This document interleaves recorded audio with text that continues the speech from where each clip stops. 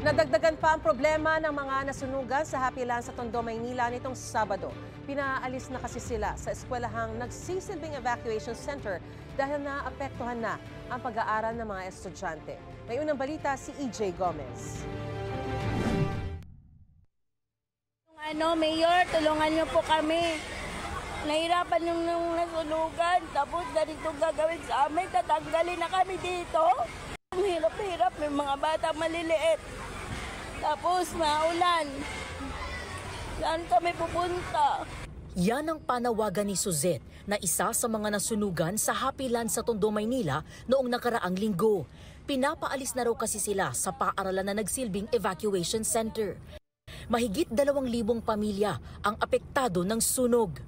Grabe naman to sila, wala naman konsiderasyon na saan naman lang bigyan kami ng oras. Papaig naman kaming umalis ng Saturday o basta nang nakapipara naman kami. Ayon sa barangay, naging problema sa pamunuan ng paaralan ang kalinisan sa lugar. Sa dami raw kasi ng evacuees, sangkatutak ang mga basura. Naging marumi rin daw ang mga pasilidad gaya ng mga CR.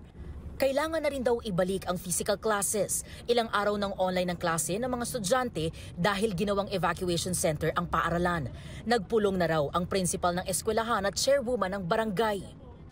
Sana bigyan nyo lang kaming ng 3 araw, 4 na araw, magkaroon lang sila ng panggastos, na pambiling kahoy, pambiling kahit lona, pantapal lang sa kanilang higaan, masakit man, na paalis sila ng tao, wala silang paglalagyan. Wala kami magagawa. Tinanggap namin na alam namin ang mga batang kailangan ng eskwela. Sinusubukan pa namin kunan ng pahayag ang pamunuan ng paaralan. Halos 2 linggo matapos ang trahedya, wala pa ring kuryente sa Happy Land.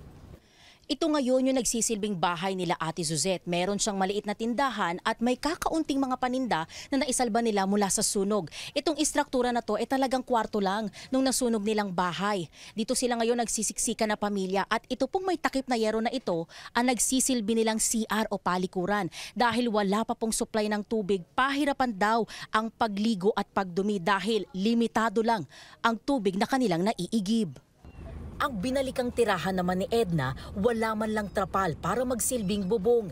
Di niya napigilang umiyak sa sitwasyon ng kanyang pamilya. Single parent daw siya at di raw siya nailista para mabigyan ng financial assistance. Umulan kanina, gusto namin magpahinga. Wala po kaming luna, napakahirap. Yung mga anak ko po papasok sa paaralan, hindi nakakaligo. Tapos, wala pa silang almusal, gawa ng ganitong tarigya. Presidente Marcos, tulungan niyo naman po kami. Ilang mga pamilya rin ang nananatili sa mga tent na ito malapit sa barangay. Kanya-kanya silang diskarte para di mabasa kapag umuulan. Sisikapin pa ng GMA Integrated News na magkuna ng pahayag ang Manila LGU. Ito ang unang balita. EJ Gomez para sa GMA Integrated News. Gusto mo bang mauna sa mga balita?